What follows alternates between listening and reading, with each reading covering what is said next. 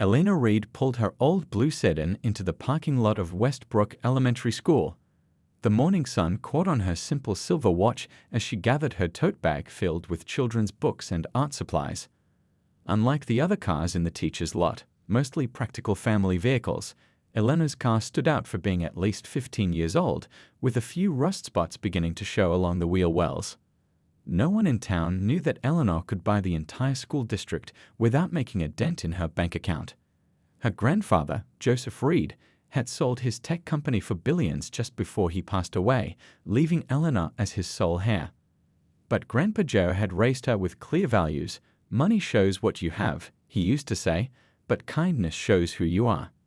So here she was, teaching kindergarten in the wealthy coastal town of Westbrook, living in a modest two-bedroom house near the beach, and driving a car she had since college. She loved her simple life, the joy of helping children learn, and the freedom from the burden of showing off wealth. As Elena walked into her classroom, she smiled at the finger paintings drying on the rack. She arranged fresh crayons in cups and straightened the reading corner before her little students arrived. Teaching filled her with purpose in a way that attending charity galas and collecting expensive things never could. That afternoon, when she checked her mail during lunch break, Eleanor found a cream-colored envelope with gold embossing. An invitation to join the Westbrook Charitable Foundation. She'd heard about this exclusive group, run by the town's wealthiest families. They organized fancy fundraisers and decided which local causes deserved support. Maybe, Eleanor thought, this could be a chance to help direct some real money toward the struggling school district without revealing her own fortune. 3 days later, Eleanor walked into the foundation's monthly meeting held at the Westbrook Country Club. She wore a simple blue dress from a department store and practical flats. Her straight brown hair was pulled back in a neat ponytail, and her only jewelry was her grandmother's pearl earrings. The contrast with the other women couldn't have been more striking.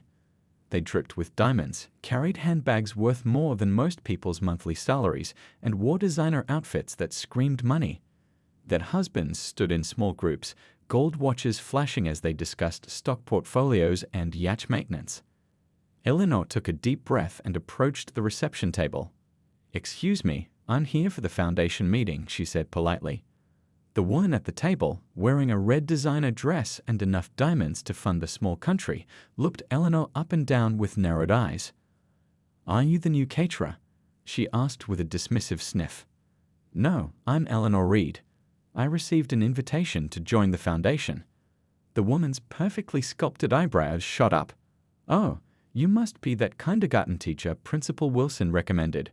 She lowered her voice to a stage whisper. "Victoria only agreed because we need to appear more inclusive. You know how it is."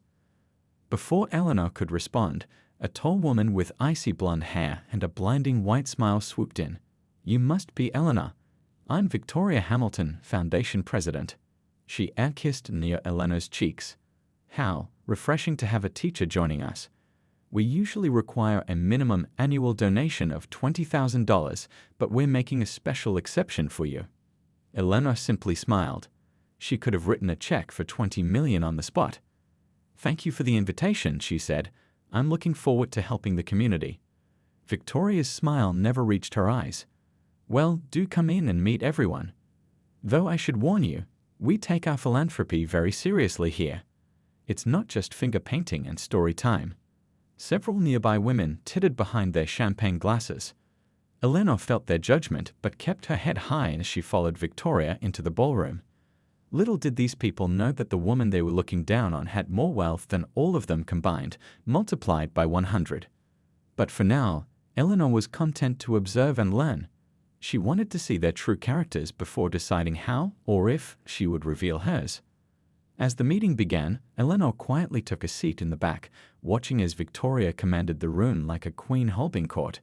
This would certainly be interesting. 2 weeks after joining the Westbrook Charitable Foundation, Eleanor found herself getting ready for the annual spring gala.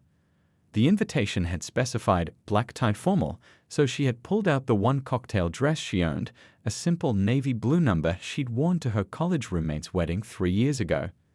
Eleanor looked at herself in the mirror and tucked a strand of hair behind her ear. The dress was modest but elegant, and she paired it with her grandmother's pearls again. She could have easily walked into any high-end boutique and bought a designer gown, but that wasn't who she was, or at least not who she wanted to be.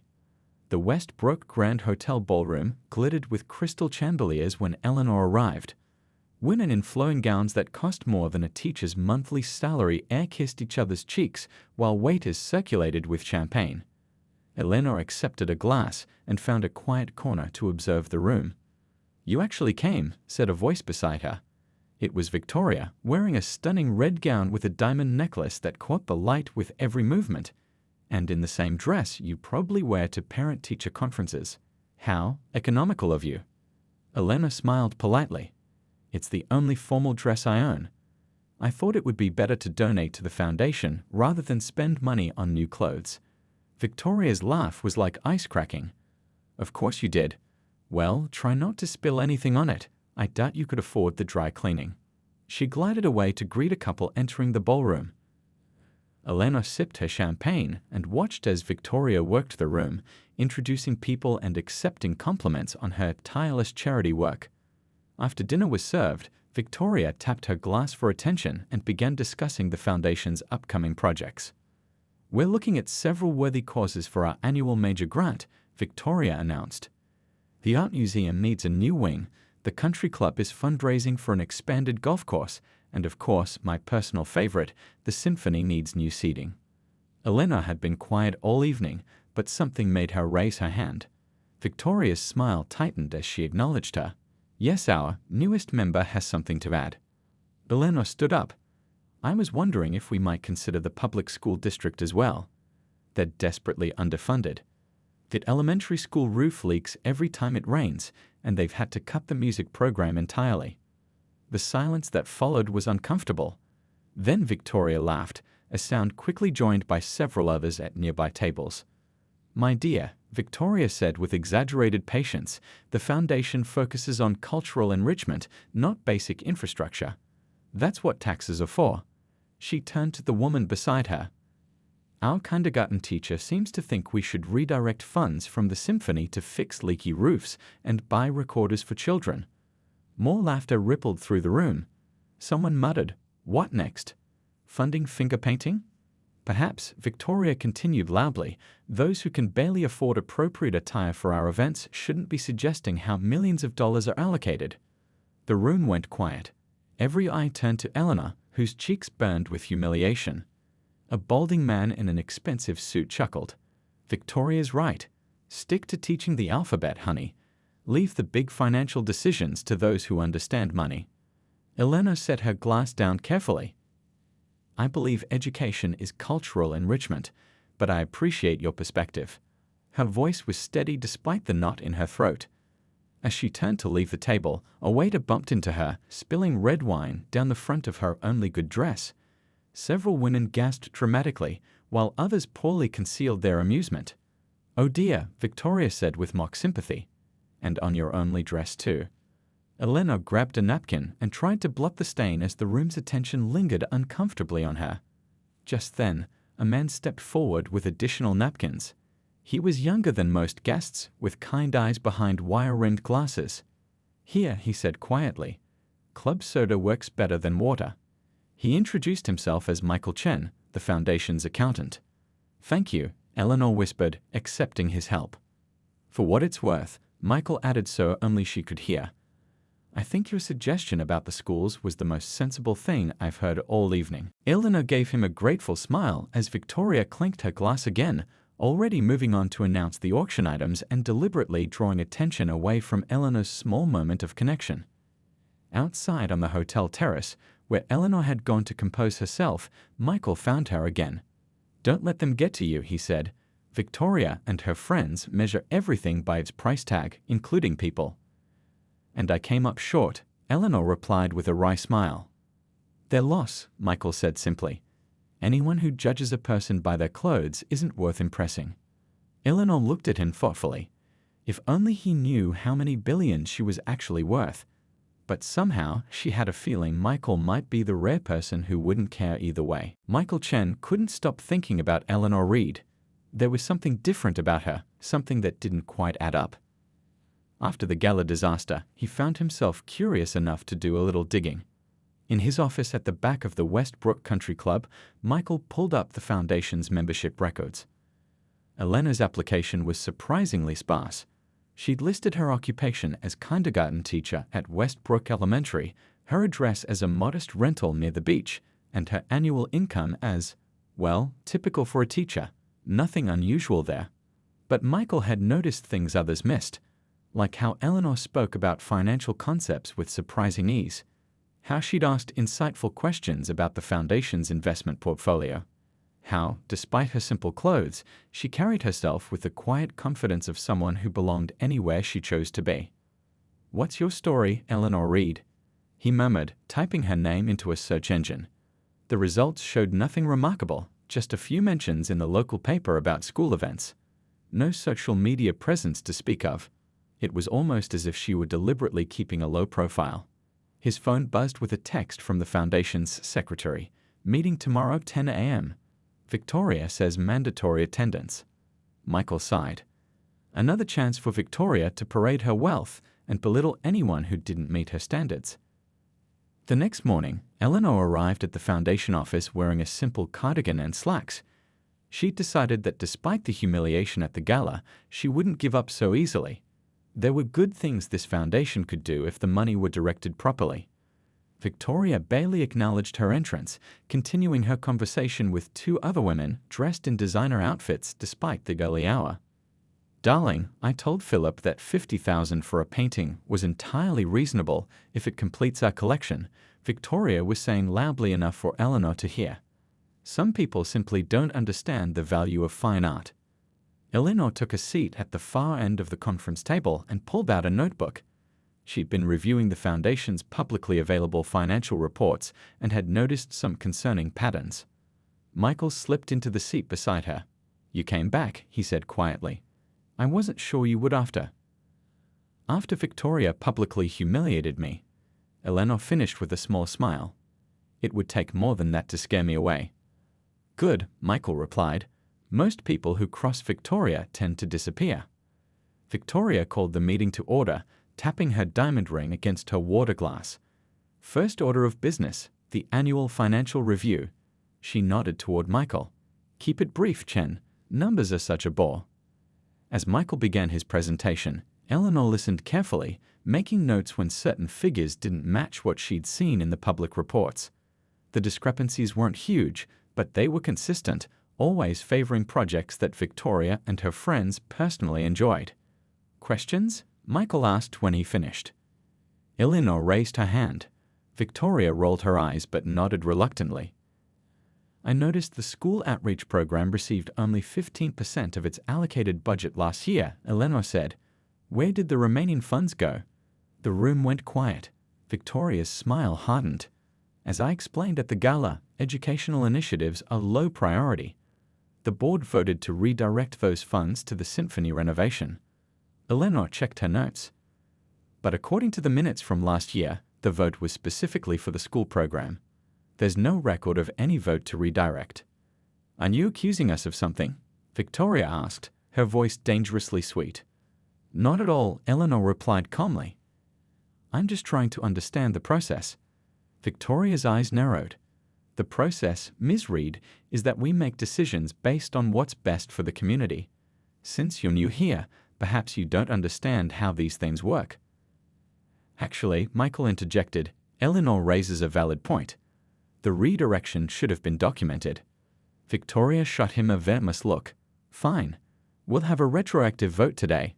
All in favor of continuing to prioritize cultural programs over elementary school finger painting." Most hands went up immediately. Eleanor noticed a few members looked uncomfortable but didn't dare oppose Victoria. "Wonderful," Victoria said. "Now, let's move on to more important matters. My husband and I are hosting the summer benefit at our estate.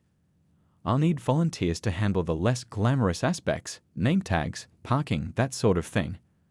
Her gaze landed on Eleanor. "Perfect job for you, wouldn't you say? Since you're so economical." Several committee members snickered. Eleanor simply nodded.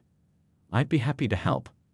After the meeting, Michael caught up with Eleanor in the parking lot. "That was impressive in there. Most people don't stand up to Victoria. Someone should, Eleanor replied. I've been looking more closely at the foundation's spending. There are patterns that don't make sense. Michael glanced around nervously. Be careful. Victoria has a lot of influence in this town.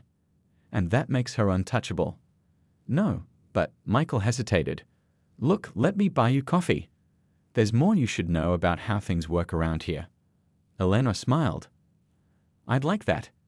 As they walked toward her old sedan, she noticed Michael studying it with curiosity. Family heirloom? He asked, gesturing toward the car. Eleanor laughed. Something like that.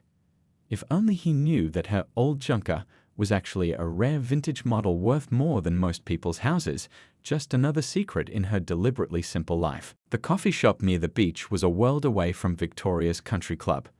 Surfboards hung on the walls, and locals in flip-flops ordered drinks with names like Tidal Wave and Beach Bum Brew.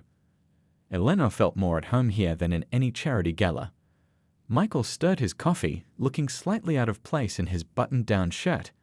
I've been the foundation's accountant for 3 years, he began.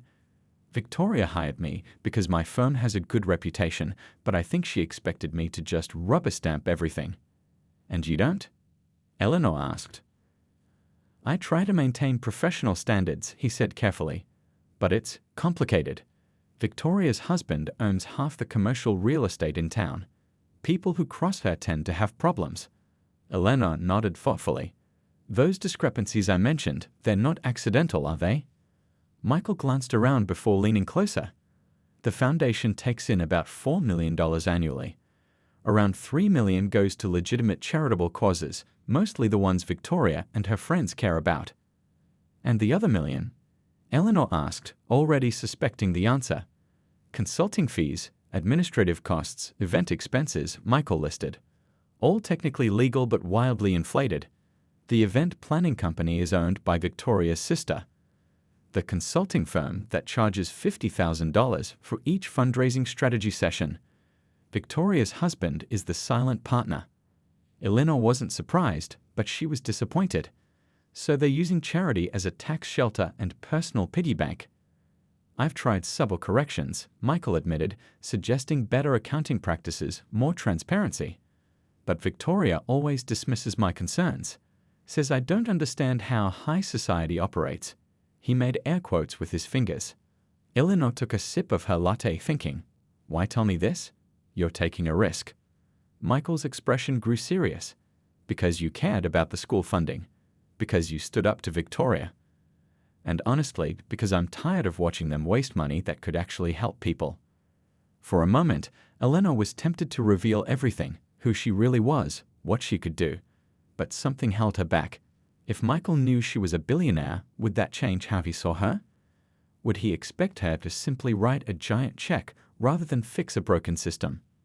What if we worked together? She suggested instead. I could keep asking questions at meetings while you document the financial irregularities. Victoria would fire me, Michael said with a humorless laugh. Not if we're careful, Eleanor countered. We just need to build a strong enough case that she can't dismiss it. Michael studied her with newfound respect. You're not what I expected, Eleanor Reed. Most people would have quit the foundation after how they treated you. I'm stubborn that way, she replied with a smile. And I believe money should help people, not just impress them. Michael raised his coffee cup in a mock toast to stubborn teachers who ask uncomfortable questions. As they continued talking, Eleanor realized how long it had been since she'd had a genuine conversation with someone who didn't know about her wealth. With Michael, she was just Eleanor, the kindergarten teacher, and she found she preferred it that way. So what's your story? She asked, turning the focus away from herself. How does a sharp-eyed accountant end up working for people he clearly doesn't respect? Michael's expression clouded. Student loans. My parents owned a small restaurant that went under during the recession. I promised them I'd get an accounting degree and a stable job. The foundation pays well, even if it sometimes keeps me up at night. Eleanor felt a twist of empathy. So many people were trapped by financial pressures, making compromises just to stay afloat. It made her even more grateful for her grandfather's lessons about using wealth responsibly. Their coffee cups were empty when Michael checked his watch. I should get back. Victoria expects quarterly reports by tomorrow. And I have finger paintings to evaluate, Elena said with a wink. As they walked back to their cars, Victoria's gleaming luxury SUV pulled into the lot.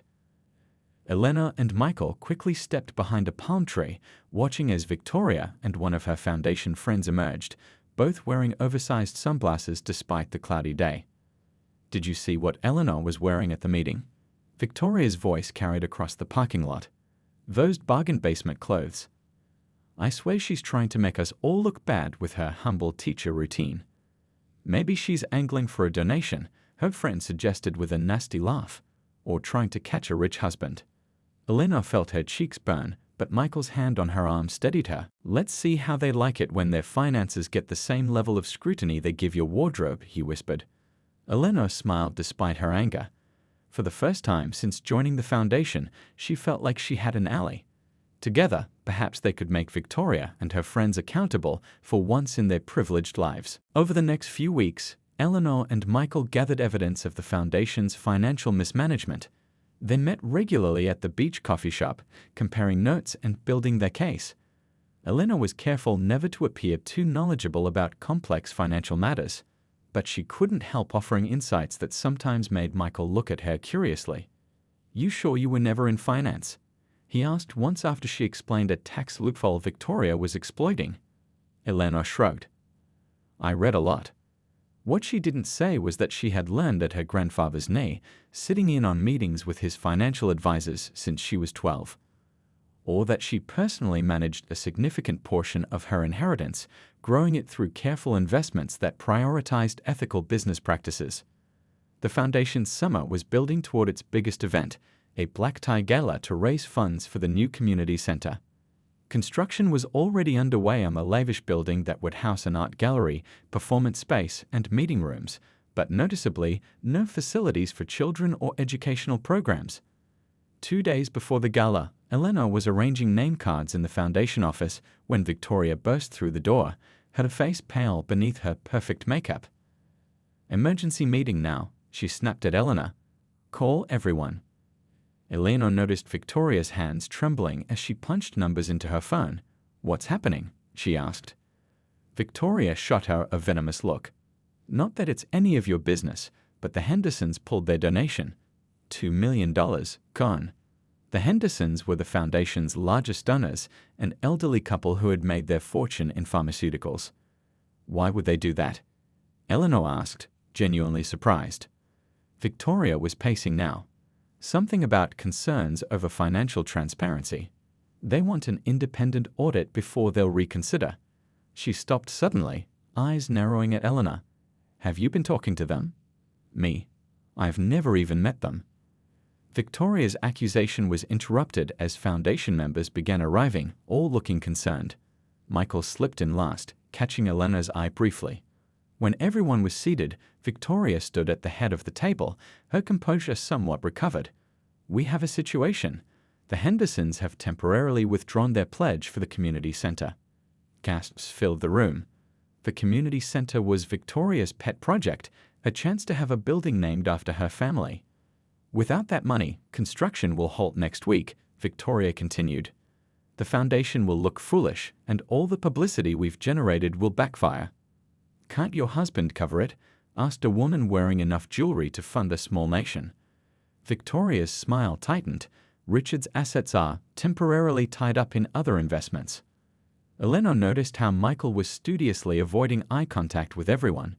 She wondered if the Hendersons' sudden concern with transparency had anything to do with the documents they'd been gathering. "What about a bank loan?" suggested another member. "No bank will approve it that quickly without collateral," Michael finally spoke up. "And the foundation's other funds are already allocated to approved projects." Victoria's perfect facade cracked slightly. "This community center means everything to me, to us. It's our legacy." For a brief moment, Eleanor almost felt sorry for her. Then Victoria's gaze hardened as it landed on Eleanor. "Unless anyone has any brilliant ideas." "Our resident teacher, perhaps, since you're so concerned with how we spend our money." All eyes turned to Eleanor. She felt a flicker of anger at Victoria's constant jabs, but also saw an opportunity. "Actually," she said carefully, I might have a suggestion. Victoria rolled her eyes. Do enlighten us. What if we redesigned the community center to include educational spaces? A children's library, after-school program rooms, maybe a science lab. Eleanor proposed. If we show the Hendersons we're creating something that truly serves the whole community, not just the cultural elite, they might reconsider. Victoria's laugh was sharp. And who would pay for these changes to the plans? The construction company wants payment by Friday or they walk. We could approach other donors, Eleanor suggested. In 2 days? Victoria snapped. Be realistic. The redesign would actually save money, Michael interjected, pulling up figures on his tablet. The current plans include extensive marble work and imported fixtures that could be simplified without affecting the building's functionality. Victoria dismissed this with a wave of her bejeweled hand. The aesthetic is non-negotiable. This center needs to reflect our standards. Even if it never gets built, Eleanor asked quietly. The room fell silent. Victoria's face flushed with anger. I suppose you could donate your teacher's salary, she said with a cruel smile. Every little bit helps. Before Eleanor could respond, a Foundation member Eleanor, recognized as Victoria's closest friend, spoke up. Let's be honest, Victoria. This disaster is bringing bad energy to all of us, and it started when we let certain people join who don't belong. She looked pointedly at Eleanor. Victoria nodded slowly. Perhaps you're right, Diane. Some people bring nothing but problems. Eleanor felt a flash of indignation. She had endured weeks of their condescension and mockery, but being blamed for their financial mismanagement was too much. Michael must have sensed her anger because he caught her eye with a warning look. Not yet, his expression seemed to say. Eleanor took a deep breath. She had waited this long. She could wait a little longer to reveal who she really was and what she could do. Victoria and her friends had no idea what was coming. The emergency meeting ended with no solution. Victoria dismissed everyone with a wave of her hand, announcing that she would handle it personally.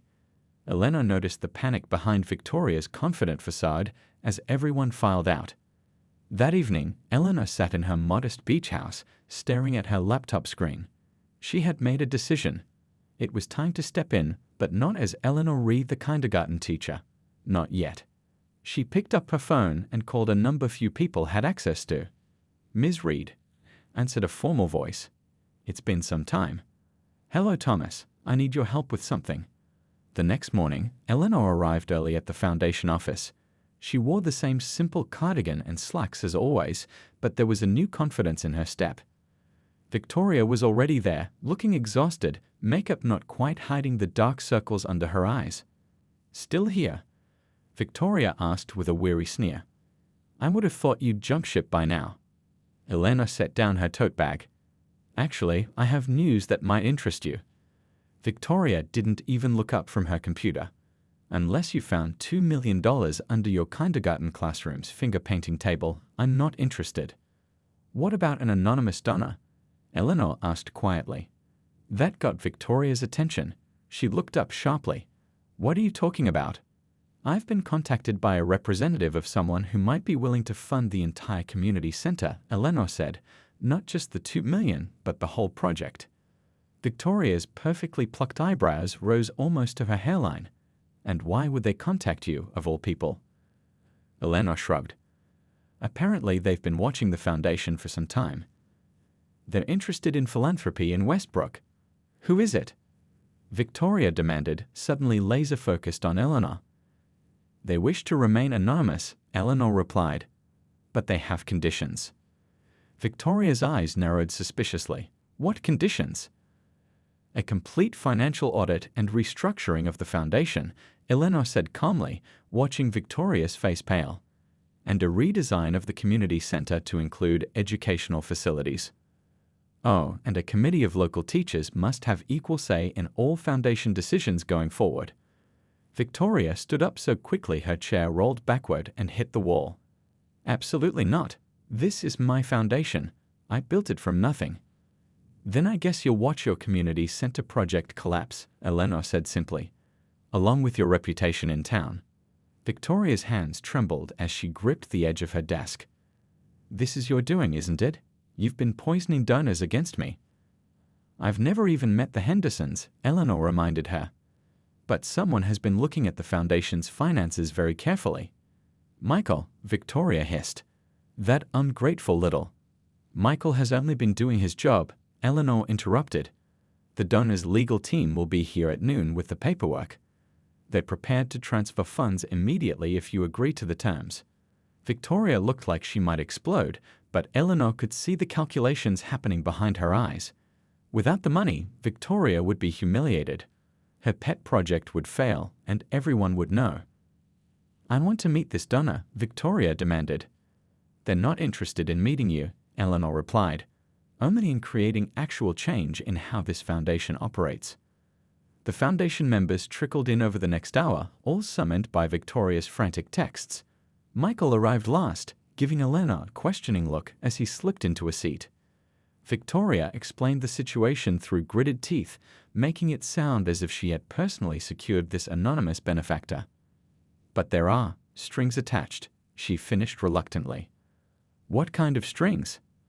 Asked Diane, Victoria's loyal friend. As Victoria outlined the conditions, faces around the table grew concerned. An audit, one man asked nervously. Is that really necessary? And giving teachers equal say. Diane practically spat the word. They'll want to spend everything on crayons and playground equipment. Eleanor remained silent, watching the panic spread. These people had something to hide, all of them. At precisely noon, the foundation's front door opened. A team of impeccably dressed men and women walked in, carrying briefcases. Their leader, a distinguished older gentleman, approached the table. Good afternoon, he said formally. I represent the anonymous donor who has expressed interest in your community center project. I have the paperwork here, ready for signatures if you accept the terms. Victoria's smile was strained as she extended her hand. I'm Victoria Hamilton, Foundation President. Perhaps we could discuss these terms privately. I'm sure we can come to a more mutually beneficial arrangement. The man didn't take her hand.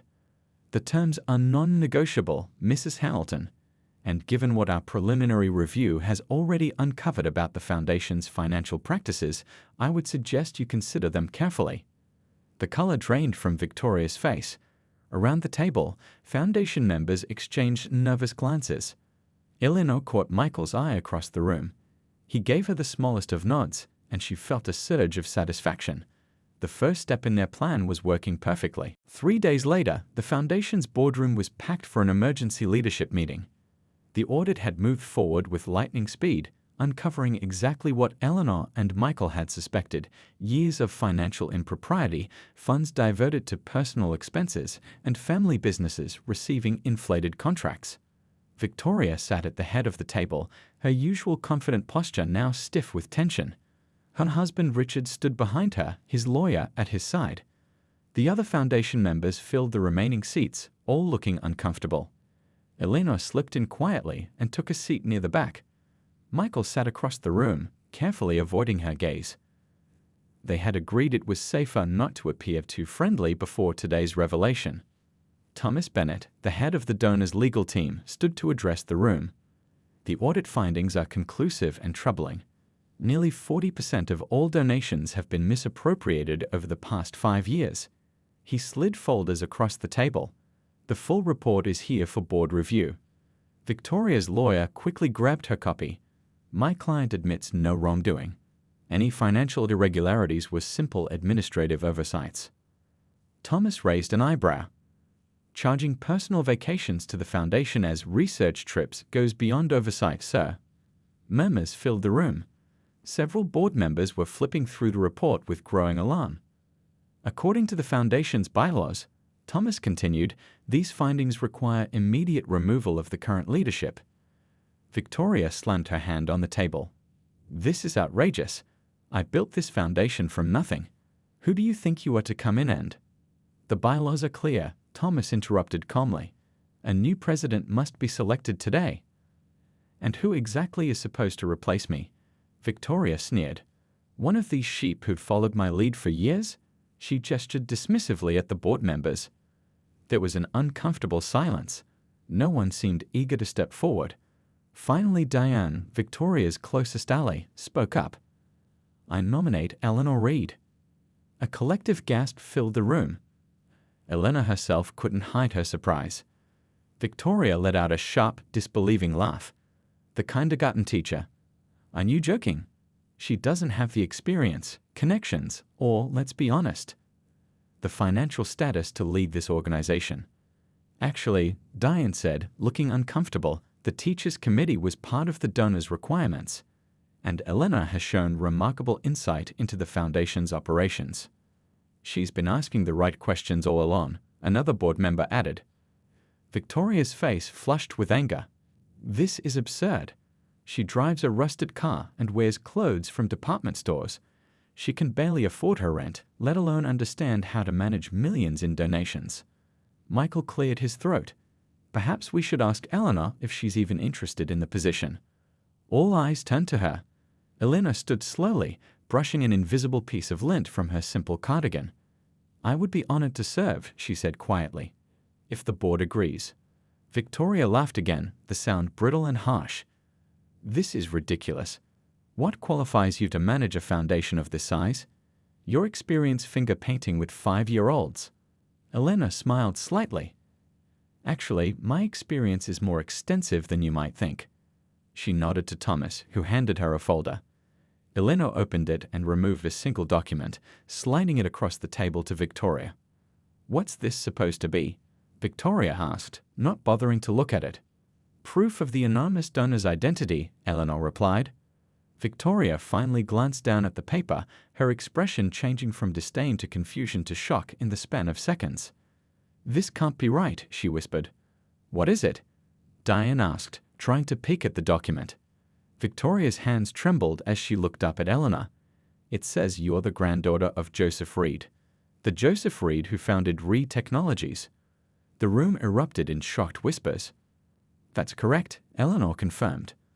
My grandfather sold his company for $8.6 billion shortly before he passed away. As his only heir, that makes my current net worth approximately $4.2 billion. The silence that followed was deafening. Victoria's mouth opened and closed several times, but no words came out. You're the anonymous donor, Michael said, a smile spreading across his face. Eleanor nodded. I wanted to see how the foundation operated before I committed any funds. My grandfather taught me that true character is revealed by how people treat those they believe cannot benefit them. She looked directly at Victoria, whose face had gone deathly pale. Based on how I was treated as a simple kindergarten teacher, I've learned everything I needed to know. But your car, your clothes, one board member stammered. Eleanor shrugged. The car is a vintage model my grandfather gave me for my 16th birthday. It's worth more than most new luxury vehicles. As for my clothes, I dress for comfort, not to impress people who judge based on appearances. The boardroom door opened and several teachers from Westbrook Elementary filed in, looking nervous but determined. I've invited my colleagues to join us, Eleanor explained, since they'll be part of the committee overseeing the new community center, which will now include a state-of-the-art children's library, science lab, and performing arts space for students. She turned to address the entire room. The Foundation's mission statement claims to enrich the community. Starting today, that will include all of the community, not just those who can afford designer clothes and country club memberships. Victoria finally found her voice. You tricked us. You've been laughing at us this whole time. Eleanor shook her head. No, Victoria. You've been laughing at me, mocking my clothes, my car, my profession. I simply allowed you to show who you really are. She picked up the gavel that traditionally signaled the start of foundation meetings. Now, shall we vote on the new leadership? The vote was unanimous, with Victoria and her closest allies abstaining. As the meeting concluded, Michael approached Eleanor with a mix of awe and amusement. You could have told me, you know. Eleanor smiled. Would you have treated me the same if you'd known? Michael considered this for a moment. Probably not, he admitted, though I like to think I wouldn't have been as horrible as Victoria. That's why I kept it quiet, Eleanor said. Money changes how people see you, both when you have it and when they think you don't. She looked around the boardroom, now buzzing with excited conversation as teachers and board members discussed plans for the community center. My grandfather used to say that kindness, not wealth, is the true measure of a person's worth, Eleanor said. It's a lesson Victoria and her friends never learned, but one I hope we can teach through this foundation from now on.